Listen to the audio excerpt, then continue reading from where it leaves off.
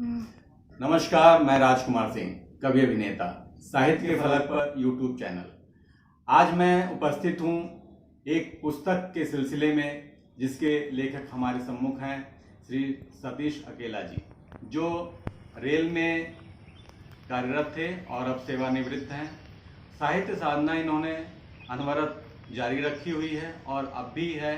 गीतकार के रूप में बहुत प्रसिद्ध हैं। इन्होंने नाट्य कृतियाँ भी की हैं और उपन्यास भी लिखे हैं, संपादन भी किया है बहुत सारी पत्रिकाओं का। तो सर्वगुण संपन्न श्री सतीश अकेला जी से मैं आपकी मुलाकात करवाता हूँ।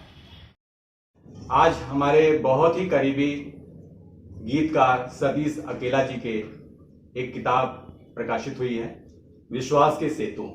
आज उस विषय पर बात करेंगे हम लेखक से। हमारे सामने मौजूद हैं श्री सतीश अकेला जी। नमस्कार आपका। नमस्कार। तो ये सबसे खुशी की बात है कि आपकी ये पुस्तक प्रकाशित हुई।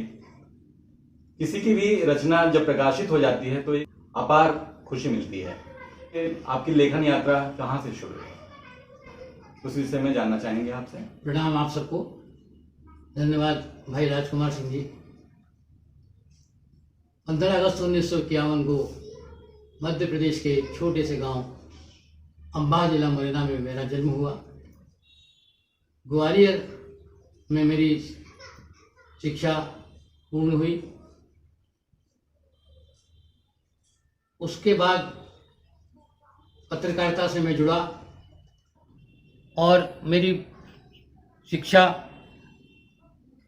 मेरा लेखन ग्वालियर से शुरू हुआ। ग्वालियर से यह यात्रा प्रारंभ होकर के रीवा आई, फिर रीवा से भोपाल गई और भोपाल से मैं गोरखपुर आया।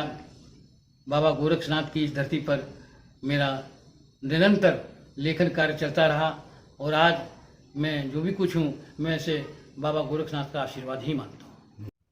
सन 1982 में मैंने यहाँ रेलवे ज्वाइन की। यही सब जो मैं दौड़ा हूँ उसी पर मैंने 4 पंक्तियाँ लिखी थी कि जाने कहाँ ले जाएगी हमको हाथों की ये लकीर, शब्दों के जालों में उलझी ये अपनी तकदीर। वाह, बहुत खूब। ग्वालियर, रीवा, भोपाल से घूमता हुआ मैं बाबा गोरक्षनाथ के शरणों में आया और 82 से आज तक मैं गोरखपुर में ही हूँ। बहुत अच्छा। और आपने ये गीत, आप गीतकार के रूप में ज़्यादा प्रसिद्ध हैं, लेकिन आपने नाटक भी लिखे हैं, फिल्मों से भी जुड़े रहे हैं। तो ये सब आपकी जो यात्रा है, टेलीफिल्में भी बनाई हैं, तो ये सारे जो आयाम हैं आपके, तो कैसे अंकुरित होते गए बीच में? मेरी सबसे पहली कविता जब नंदन शुरू हुआ था, बच्चों की पत्रिका, उसमें मेरी छपी थी, चले गए हैं चाचा नेहरू, बच्चा बच्चा रोता है, सूख गई फुलवारी उनकी, पत्ता पत्ता रोता है। क्या बात, बहुत। मैं उस समय कक्षा 8 में था और कक्षा 8 में ही मैंने ये कविता लिखी। उसके बाद वीर अर्जुन दिल्ली से निकलता था, उसमें मैं बच्चों के उसमें छपता रहा, बच्चों का मैंने बहुत लिखा। और आप आश्चर्य करेंगे कि कक्षा 8 में मैंने अपने 2 उपन्यास पूरे कर लिए। वाह, 2 उपन्यास, खुशी की बात। अभागिन और जीवन के कांटे। कक्षा 8 में मैंने ये 2 लिखे थे। तो वो प्रकाशित है?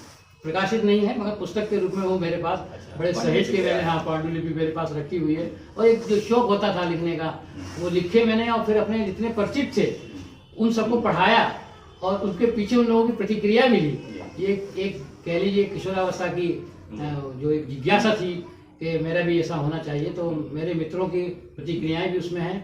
तो शुरुआत मेरी कविता से हुई और फिर चूंकि मैं पत्रकारिता से जुड़ा रहा, दैनिक भास्कर, जागरण में, तो गद्य मैंने बहुत लिखा।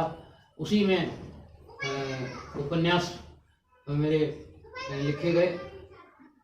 जब मैं गोरखपुर आया तो यहाँ एक चीज़ बार बार मुझे सुनने को मिलती थी कि हिंदी में नाटकों का अभाव है, हिंदी के नाटक नहीं मिलते हैं, लोग बंगला से, मराठी से, अन्य भाषाओं से उनका अनुवाद करते हैं। तो मैंने कोशिश ये की कि ये जो अभाव है इस अभाव को पूरा किया जाए, और ये मेरा सौभाग्य रहा कि मुझे जो मित्र मंडली मिली उसमें अधिकतर नाटककार थे, अभिनेता थे। उन्होंने मुझे प्रेरित किया कि नहीं अकेला जी आप कुछ लिखिए, और ये उन्हीं की उसका परिणाम था कि कलियुगाय नमो नमः, कासे कहूँ, किस्सा काशी राम का, ये नाटक मैंने लिखे। और आपका ये उपन्यास शिखंडी, हाँ, इंद्रायण, जी, बोतल में कैद है जहाँ जिंदगी, बोतल में कैद है जहाँ जिंदगी जो है वो दैनिक भास्कर अखबार में जब मैं था तो पद्मकांत के नाम से मैंने ये उपन्यास धारावाहिक लिखा था। शिखंडी के विषय में मैं आपको बताना चाहता हूँ कि जब महाभारत सीरियल चल रहा था और जब अम्बा ये कह के गई भीष्म से कि मैं तुमसे अगले जन्म में बदला लूंगी, तो वो इस जन्म से उस जन्म की कहानी शिखंडी के रूप में पैदा होने तक की वो क्या रही, ये एक जिज्ञासा मन में रही कि आखिर में वो कहाँ चली गई, क्या तपस्या की उसने, कैसे, और उसकी वही जिज्ञासा ने मुझे शिखंडी लिखने को मजबूर किया। और ये शिखंडी मेरा हाना इंटरनेशनल पत्रिका में प्रकाशित हुआ। इसी तरह एक जिज्ञासा मन में रही इंद्र के विषय में कि ये इंद्र है कौन, हर युग में इंद्र, हर युग में इंद्र। तो इसके लिए मुझे जो है वेद और पुराण पढ़ना पड़े, क्योंकि वेदों में भी इंद्र का जिक्र आया था। तो ये दो मैंने उपन्यास गोरखपुर में लिखे और जो काफ़ी प्रसिद्ध हुए, और इनके लिए मुझे बिहार से सम्मानित भी किया गया। और आपको बहुत सारे सम्मान मिले हैं जिसको देख ये इसमें प्रकाशित है, मुझे बहुत खुशी हो रही है। अखिल भारतीय पत्र लेखक संघ द्वारा शिखंडी के लिए मेघालय के तत्कालीन राज्यपाल मधुकर दिखे द्वारा सम्मानित है। यहाँ गोरखपुर में एक पत्रकार संघ था, ये इसमें संकटा प्रसाद शुष्क जी जो आज हम लोगों के बीच में नहीं है, उन्होंने मुझे, और एक वरिष्ठ कहानीकार गोरखपुर के जो आकाशवाणी में थे नवनीत कुमार मिश्र जी, उनको भी पुरस्कृत किया था, और मुझको शिखंडी के लिए उन्होंने पुरस्कृत किया था। और प्रेमचंद पार्क में ये कार्यक्रम हुआ था जिसमें मेघालय के तत्कालीन राज्यपाल श्री दिगी जी आए थे, उनके हाथों से मैंने ये सम्मान प्राप्त किया। बहुत अच्छा। आप टेलीफिल्म की तरफ कब आपका झुकाव हुआ, कैसे? आप सबको याद होगा बीच में एक बहुत अच्छा दौर चला था पूरे हिंदुस्तान में कैसेट का, तो उसी बीच में मेरे पास लोग आए और उन्होंने कहा कि भाई हम टेलीफिल्म बनाना चाहते हैं, आप हमको कुछ दीजिए, लिखिए। तो जब मैं टेलीफिल्मों की तरफ लिखने के लिए जुड़ा तो मुझे अच्छे लोग मिले। भगवान महावीर स्वामी पर मेरी 2 कैसेट उस समय टेलीफिल्में बनी थी, कैसेट 2 आए, भगवान महावीर और भक्तामृत स्त्रोत। उसके बाद कासे कहूँ नाटक था मेरा, ये गोरखपुर दूरदर्शन से प्रसारित भी हुआ। मेरी एक और टेलीफिल्म जो बहुत प्रसिद्ध हुई वो दिल्ली में उसका काफ़ी गोधूली प्रचार प्रसार हुआ। गोधूली मऊ दूरदर्शन से प्रसारित हुई थी। और कौन है वो, कौन है वो ये जो था टेलीफिल्म, वो 1 घंटे की थी और ये भी बहुत अच्छी हुई, लोगों ने उसको भी काफ़ी पसंद किया। ये मेरा टेलीफिल्मों के तरफ झुकाव उस तरफ बढ़ता गया और आज भी मैं लिख रहा हूँ। इस समय मेरे पास 2-3 स्क्रिप्ट हैं लिखने के लिए। मैं डॉक्टर राम मनोहर लोहिया पर एक टेलीफिल्म मैंने लिखी है। बहुत अच्छा, आपको बहुत बहुत शुभकामनाएं। आपकी प्रथम प्रकाशित पुस्तक कौन सी? यही मेरी पुस्तक के रूप में 70 साल लग गए मुझे अपनी पहली पुस्तक निकालने के लिए।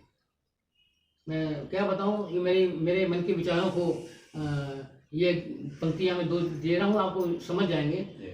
कि जिंदगी को जितना समझता रहा, उलझनों में उतना उलझता रहा। ये मेरी जिंदगी उलझनों में उलझी रही, वक्त ही नहीं मिला कि मैं इस तरफ सोच पाता। ये आपका एक गीत था, आज कोई मन में धीरे से उतर आया, मैं उसको जरूर सुनना चाहूंगा। मैं गोरखपुर से समस्तीपुर के लिए कवि सम्मेलन में श्री लालसा लाली तरंग के साथ जा रहा था। ट्रेन में हम लोग बैठे हुए थे और इस गीत का सृजन वहीं हुआ। आज कोई मन में धीरे से उतर आया, आज कोई मन में धीरे से उतर आया, दर्द कोई भूला लौट के घर आया, आज कोई मन में धीरे से उतर आया। बहुत बहुत धन्यवाद आपका, आपने ये समय दिया।